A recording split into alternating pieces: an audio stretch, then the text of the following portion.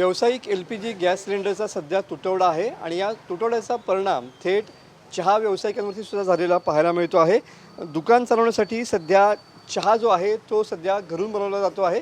सध्या मी बघू शकतो की आपण सध्या मारुती मंदिरमधल्या आरंभ अमृततुल्य या चहाच्या दुकानामध्ये आहोत आणि तुम्ही बघू शकता की या ठिकाणचे जो चहा बनवण्याचा जो व्यवसाय आहे तो सध्या घरून या ठिकाणी चालवला जातो आहे। घरी चहा बनवून या ठिकाणी आणला जातो आहे। केवळ उरलेला जो गॅस सिलेंडर आहे तो फक्त जो या ठिकाणचा चहा गरम करण्यासाठी या ठिकाणी वापरला जातो आहे। मी माझ्या कॅमेरामॅनला सांगेन की मी बघू शकतो की या ठिकाणी गॅसचे जे बर्नर आहेत ते पूर्ण या ठिकाणी पेटलेले नाही आहेत। याचाच अर्थ सध्या जो गॅस आहे तो पुरवून वापरला जातो आहे आणि इतर जे या चहाच्या टपरीवर बनवले जाणारे खाद्यपदार्थ आहेत म्हणजे कांदा भजी असेल किंवा सकाळची आंबोळी असेल तिलासुद्धा या ठिकाणी काट दिलेला पाहायला मिळतो। आपल्यासोबत या ठिकाणी व्यावसायिक आहेत, चहाचे व्यावसायिक आहेत। आता काय सांगशील सध्या काय परिस्थिती आहे, गॅस काय परिस्थिती दुकानामधली?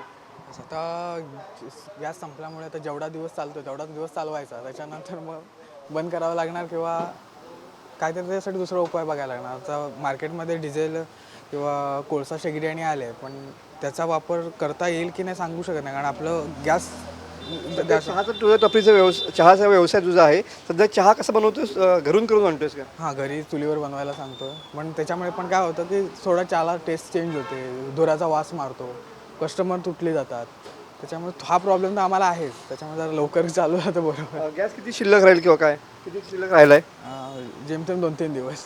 सध्या काय करतोस तू इथे? आता सध्या घरून करून आणतो आणि फक्त गरम करतो इथे गॅस चहा, त्याच्यावर कस्टम करतो, त्याच्या बाकी चहाच्या टपरीवरती सुद्धा किंवा चहा व्यावसायिकांवर सुद्धा याचा मोठा परिणाम झालेला पाहायला मिळतोय।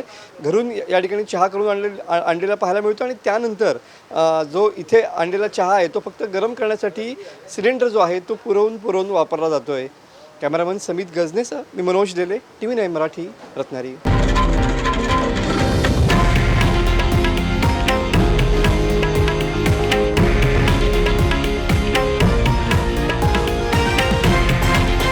हे आहे देशातील नंबर 1 न्यूज नेटवर्क आणि आपण पाहत आहात TV9 मराठी, एकमेव।